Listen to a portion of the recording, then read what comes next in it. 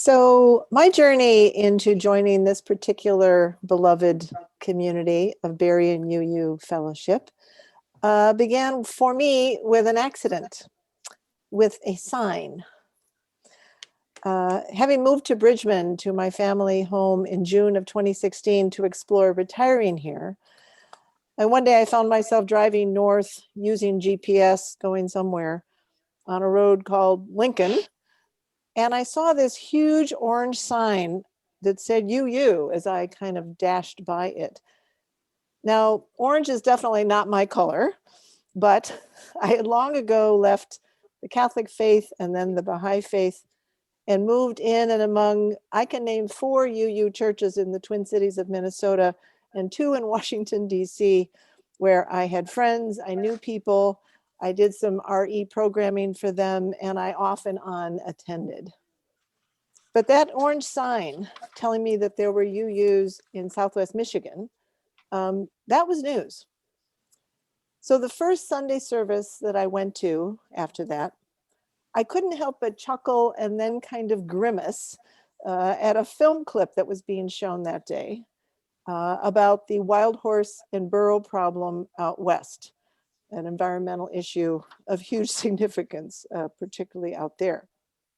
It was a very strange occurrence for me to have that be in the service because 4 of my 6 years in Washington, D.C., I had been head of that program.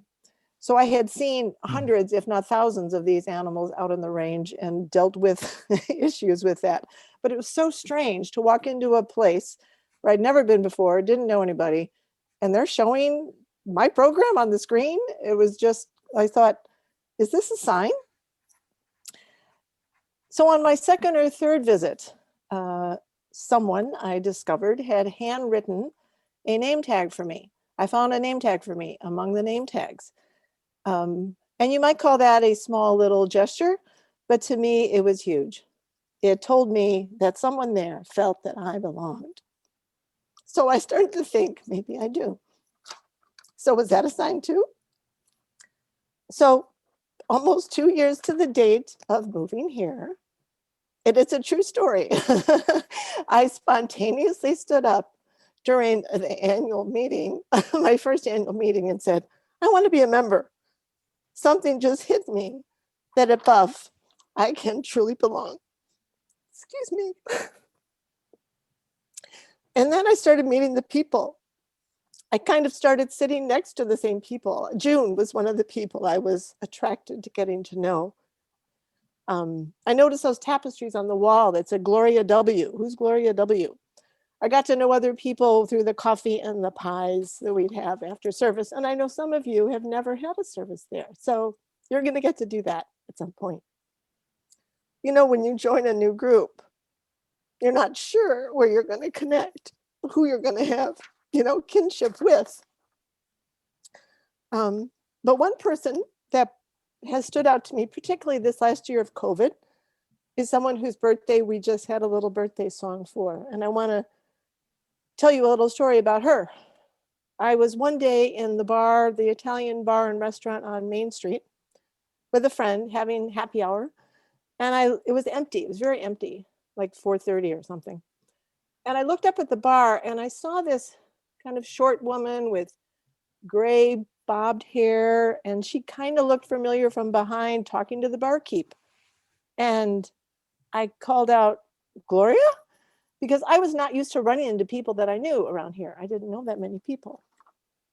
But it was her. And she was out in the world connecting with other people, in this case, raising money for Calling All Colors. And I learned how this one buff person was out there in the world, as I know many others of this beloved community do, showing who we are, caring. I think you know some things about Gloria, but let me just run through them a little bit for you to celebrate her birthday and her presence in our community. Just last Thursday night, she got a huge award from the Berrien County Democratic Party, which maybe she wants to go get. I don't know if you want to go get it, Gloria. It's really gorgeous. In honor. I'm going to get it. Okay. It's beautiful. In honor of her years of activism, her Calling All Colors, All God's Children Choir, the Race Relations Council, the Out Center, too many things to mention. She was on her hands and knees painting Black Lives Matter in front of the Benton Harbor High School in 2019, when you still could. I guess, no, 2020, I take that back. She was out in front with the women's suffrage thing celebration we did in 2019. Yeah, there's Gloria holding up this beautiful award that she got. I think she said it's one of her favorite awards. She has several. She's also done a ton of things for Buff. Not only the tapestries, which some of you haven't seen, as I said, but she helped remodel the kitchen. She helped do the Feller Fellowship Hall remodeling, taught RE, did childcare, all sorts of things. And she even helped construct that big orange sign that's out there. So I guess I want to say I have joined this community of good people, where every week we affirm with that covenant to, quote, dwell together in peace, seek the truth in love, and help one another. And I think I'm continually learning lessons about that, how to be and stay in this community. So to the new people today, I want to say welcome. I don't know if you each had a sign or two or three, like I felt that I had. But for me, I had a sign that this is a place that I can really contribute and be. And as I said, orange is not my color. So if we ever do t-shirts, I don't know what I'm going to do because it doesn't work for me. But that big orange sign, it does show me that Buff is my place. Thank you.